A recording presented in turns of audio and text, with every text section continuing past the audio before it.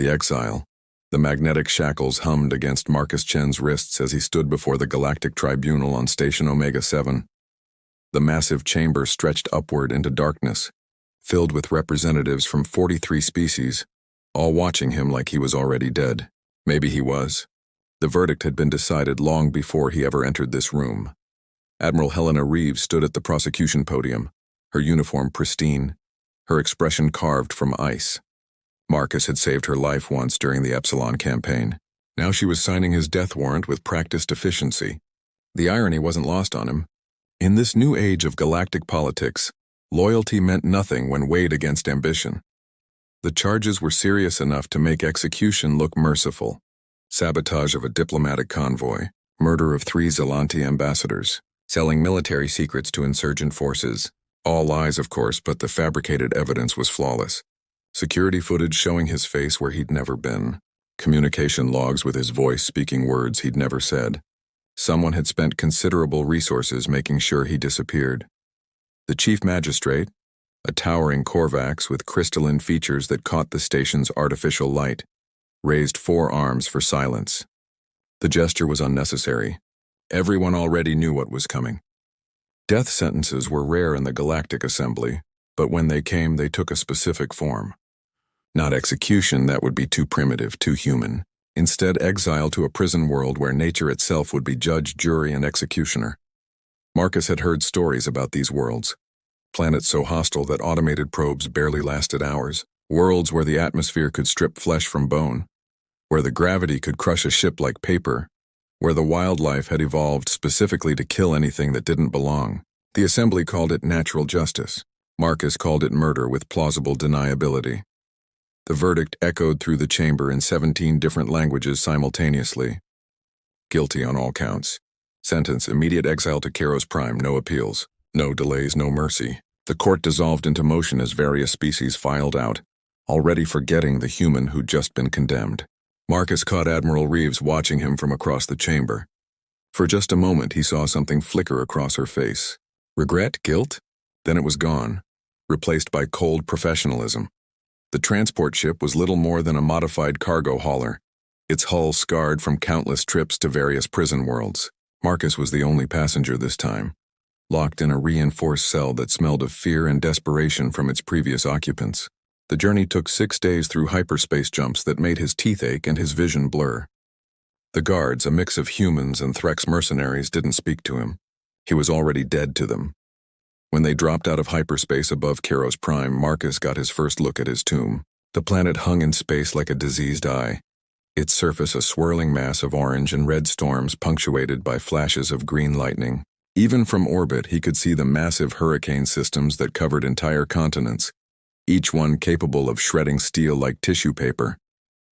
The ship's sensors screamed warnings about radiation levels, atmospheric toxicity, and gravitational anomalies that shouldn't exist according to known physics. They didn't even enter the atmosphere properly. The guard shoved him into a drop pod, a reinforced sphere designed to survive just long enough to deliver its cargo to the surface.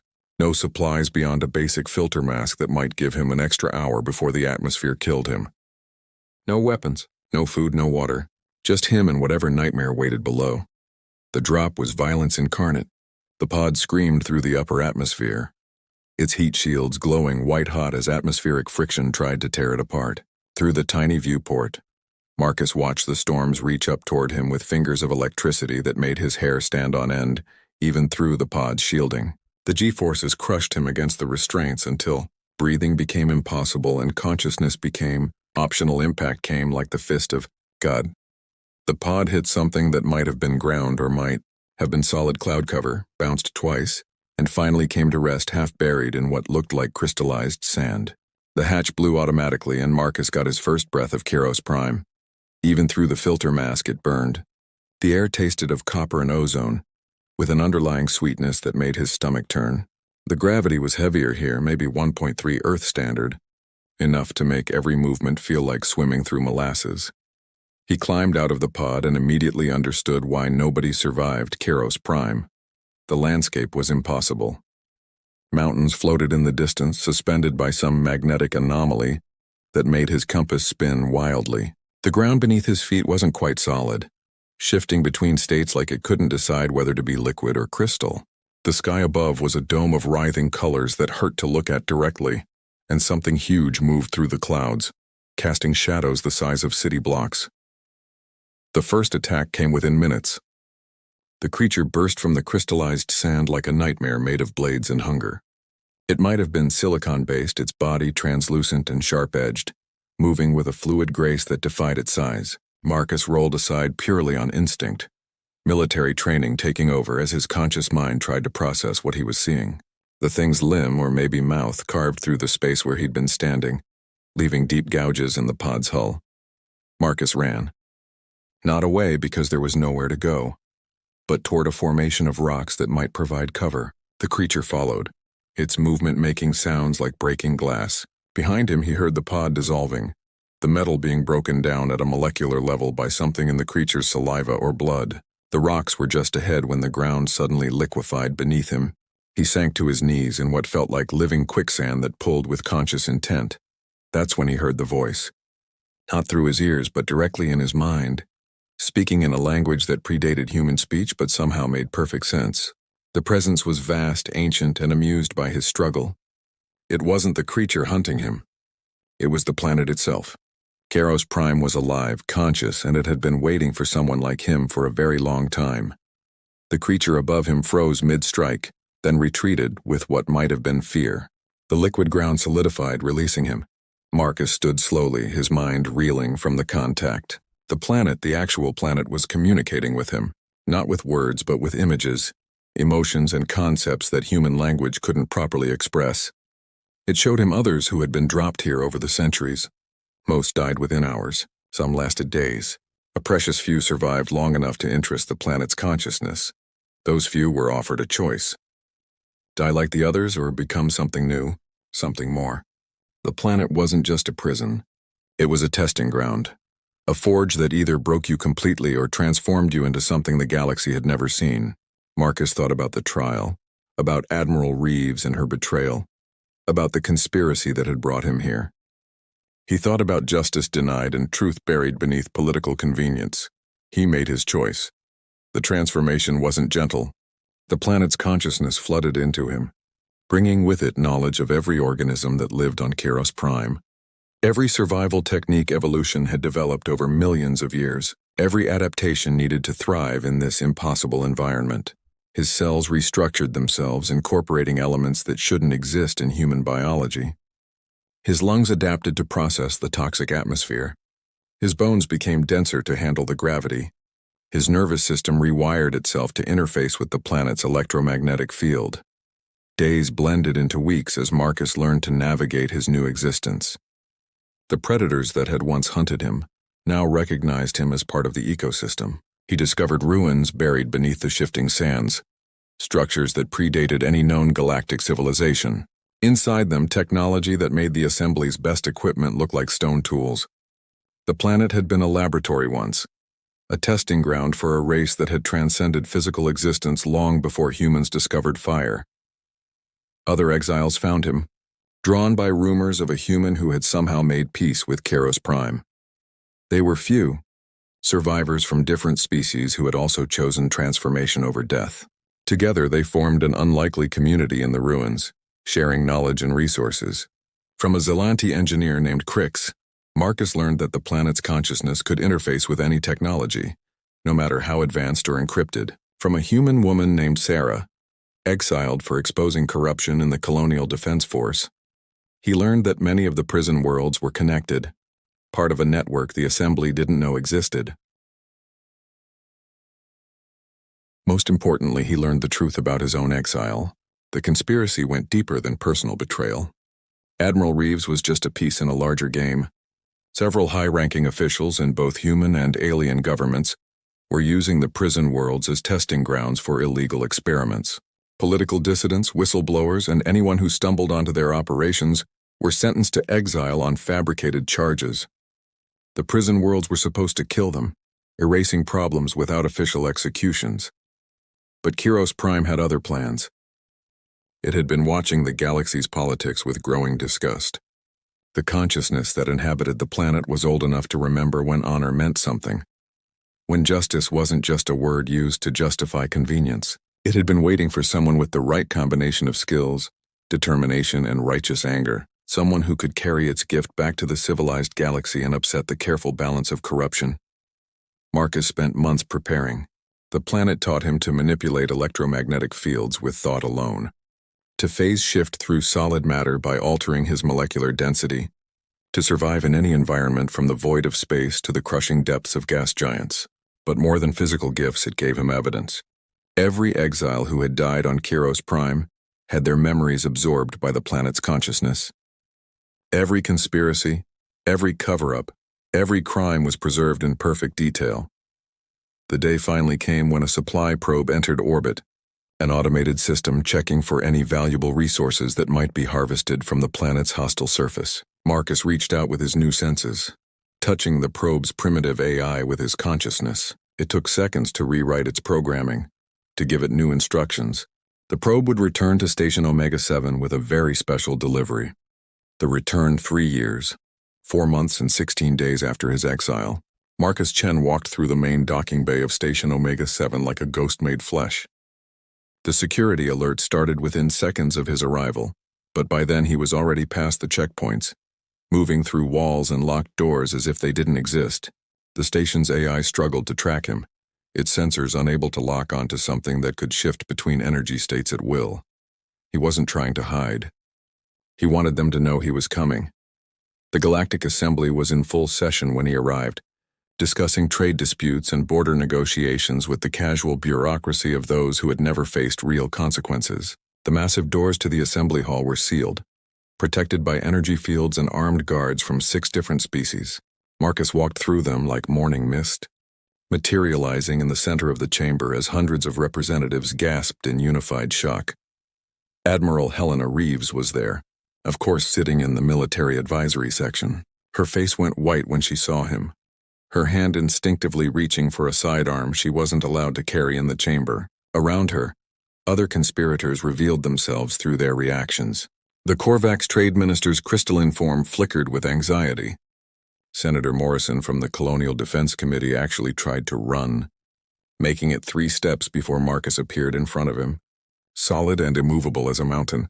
The chief magistrate, the same Korvax who had sentenced him, raised all 4 arms in a gesture meant to restore order. Security forces poured into the chamber, weapons drawn, surrounding Marcus in a ring of deadly intent. He stood calmly in their midst, letting them see what 3 years on Kiros Prime had made him. His skin had a subtle iridescent quality, shifting between normal human tones and something altogether alien. His eyes held depths that seemed to look through people rather than at them. When he smiled, there was too much knowledge in it, too much of something vast and ancient. "You sentenced me to death," Marcus said, his voice carrying to every corner of the chamber without amplification. "You sent me to a world designed to kill anything that touched it. You thought that would be the end of the story. You were wrong."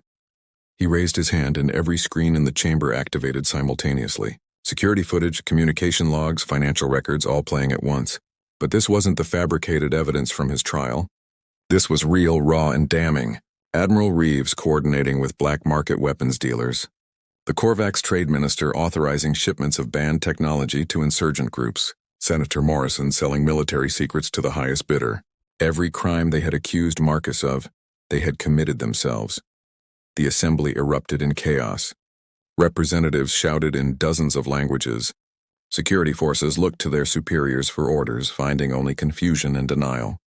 Admiral Reeves stood, her voice cutting through the noise with military precision. "This evidence is fabricated. This man is a condemned criminal using alien technology to spread lies." Marcus laughed, and the sound had harmonics that shouldn't come from a human throat. "Alien technology? Yes, but not lies." He gestured, and the air above him shimmered. Suddenly the assembly could see Kiros Prime, not through cameras or sensors, but as if they were standing on its surface. They felt the burning atmosphere, the crushing gravity, the constant threat of death. And beneath it all, they felt the planet's consciousness, vast and patient and angry. "Kiros Prime remembers everyone you've sent to die," Marcus continued. "Every innocent person condemned on false charges. Every whistleblower silenced. Every threat to your power removed under the guise of justice. The planet absorbed their memories, their last thoughts, their evidence of your crimes.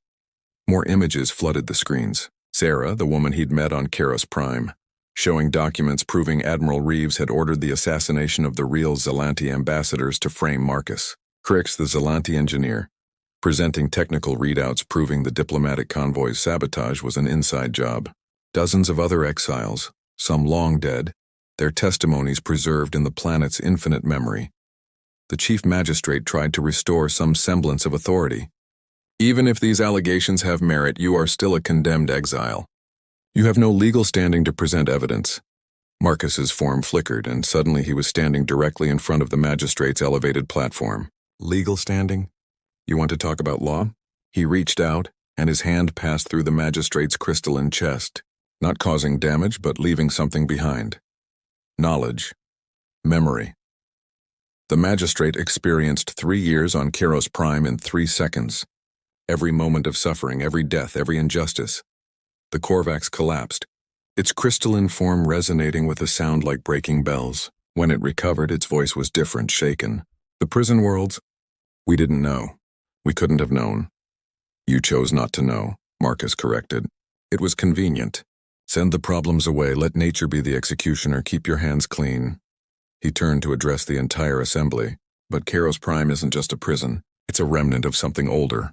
Something that judged civilizations long before any of us existed. And it has judged you. The planet's consciousness touched every mind in the chamber just for an instant, enough to leave an impression of its vast intelligence, its disappointment in what the galaxy had become, its decision to act through Marcus and others like him. Several representatives fainted. Others wept. All understood that something fundamental had changed. Admiral Reeves made one last desperate play. You're not human anymore, she declared. Whatever that planet did to you, you're a threat to every natural species in the galaxy. You should be studied, contained, destroyed if necessary. Marcus appeared beside her faster than thought. You're right. I'm not entirely human anymore. His form shifted, showing hints of the adaptations Keros Prime had given him. Skin that could survive in vacuum. Organs that could process radiation as food. A nervous system that could interface with any technology. But I'm still human enough to remember betrayal. Human enough to want justice. He touched her shoulder and she gasped as memories flooded through her. Not painful ones, but her own memories of Marcus saving her life during the Epsilon campaign. The months they'd served together, trusting each other with their lives. The moment she'd chosen ambition over loyalty, signing his death warrant for a promotion and political favor. I saved your life, Marcus said softly, but his words carried throughout the silent chamber. You condemned me to die.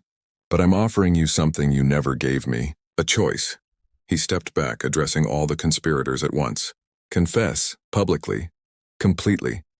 Accept judgment for your crimes, or face the same exile you gave to others. But know this, Keros Prime is no longer alone. The prison worlds are connected now. Their consciousness awakened. They'll be waiting for you, and they won't be as generous as they were with me. He touched her shoulder and she gasped as memories flooded through her. Not painful ones, but her own memories of Marcus saving her life during the Epsilon campaign. The months they'd served together, trusting each other with their lives. The moment she'd chosen ambition over loyalty, signing his death warrant for a promotion and political favor. I saved your life, Marcus said softly, but his words carried throughout the silent chamber. You condemned me to die, but I'm offering you something you never gave me. A choice. He stepped back, addressing all the conspirators at once. Confess publicly, completely, accept judgment for your crimes, or face the same exile you gave to others. But know this, Keros Prime is no longer alone. The prison worlds are connected now, their consciousness awakened.